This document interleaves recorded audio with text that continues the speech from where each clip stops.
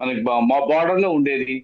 కాబట్టి ఒక ముగ్గురు నలుగురు ఎమ్మెల్యేస్ అటు ఇటు గౌరీ గారు పోతే అంటే ఫస్ట్ టైం 63 వచ్చినాయి, అప్పుడు చేర్చుకోవటాన్ని కొద్దిగా పబ్లిక్ యాక్సెప్ట్ చేసినట్టుంది. కానీ సెకండ్ టైం 88+2 ఇండిపెండెన్స్ 90 వచ్చిన తర్వాత చేర్చుకోవడానికి యాక్సెప్టెన్స్ కొద్దిగా పబ్లిక్ లేదనా యాక్సెప్ట్ ఇప్పుడు. చేసినట్లేదని.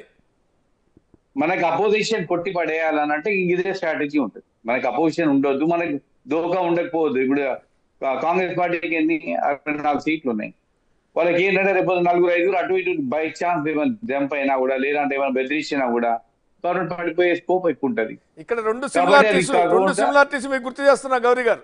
రెండు సిమిలారిటీస్ అప్పుడు నోటుకు ఏదైతే ఎమ్మెల్సీ ఎన్నికల్లో ఉన్నటువంటి స్టెఫెన్సన్ వ్యవహారాన్ని అడ్డం పెట్టుకొని మా ప్రభుత్వాన్ని పడేయాలనుకుంటున్నారని అందరిని కొట్టేశారు అప్పుడు. అంతవరకు ఇక్కడ కూడా సిమిలారిటీస్ ఏంటి అంటే ఈ ప్రభుత్వం 6 నెలలే ఉంటుంది, 3 నెలలే ఉంటుంది అనేటువంటిది ఏదైతే మాటలు తెలిసా తెలియకో రాజకీయాల్లో యథారూపంగా మాట్లాడారు, దాన్ని అడ్వాంటేజ్గా తీసుకుని కొట్టిపారేసే ప్రయత్నాలు కనపడుతున్నాయి. ఆనాడు ఆ సిమిలారిటీ, దానికి డిఫరెంట్ గా సైకాలజికల్ వార్ఫేర్ అది. సైకాలజీ బీఆర్ఎస్ పార్టీ డే 1 నుంచి గవర్నమెంట్ ఎక్కువ రోజు ఆగది, వాళ్ళు నడిపేయలేరు, వాళ్ళు ఇంప్లిమెంట్ చేయలేదు, స్కీమ్స్ ఇంప్లిమెంట్ చేయాలన్నారు. దాంతో ఆ స్టేట్మెంట్ రెగ్యులర్ గా స్టేట్మెంట్ వచ్చింది. కాబట్టి రేవంత్ రెడ్డి గారు ముఖ్యమంత్రి గారు కూడా జాగ్రత్త పడి ఇట్లా అయితే కుదరది, మనం కూడా పార్టీ స్ట్రెంథన్ చేసుకుంటే అయిపోతారని వచ్చిన వాళ్ళకి అందరూ ఇన్వైట్ చేస్తా ఉన్నారు.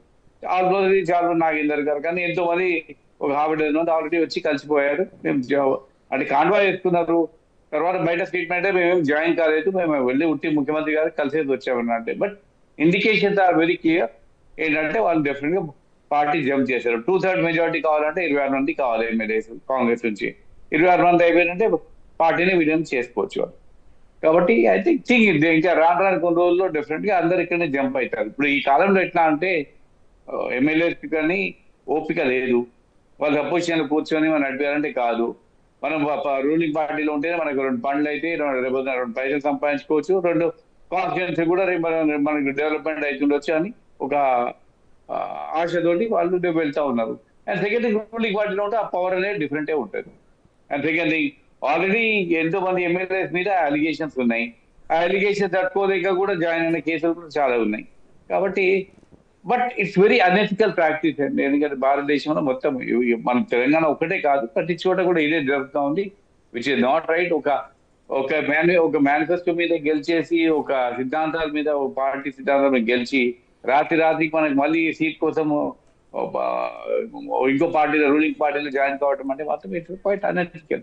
కానీ that is the order of the day. మనం రీసెంట్ ఎంపీ సీట్లో కూడా చూసాము. బీజీ పార్టీగా జైరాబాద్ ఎంపీ గారు మొన్నటికి ఎంపీ ఉన్నాడు, జాయిన్ అయ్యాడు. థర్డ్ అని భారతీయ జనతా పార్టీ కూడా టికెట్ ఇచ్చేసింది. దీంట్లో ఇలాంటి డిఫెక్షన్స్ లో భారతీయ జనతా పార్టీ కానీ, కాంగ్రెస్ పార్టీ కానీ, బీఆర్ఎస్ కానీ అందరూ ఒకటే, సేమ్ అదే ఐడియాలజీతో నడుస్తుంది.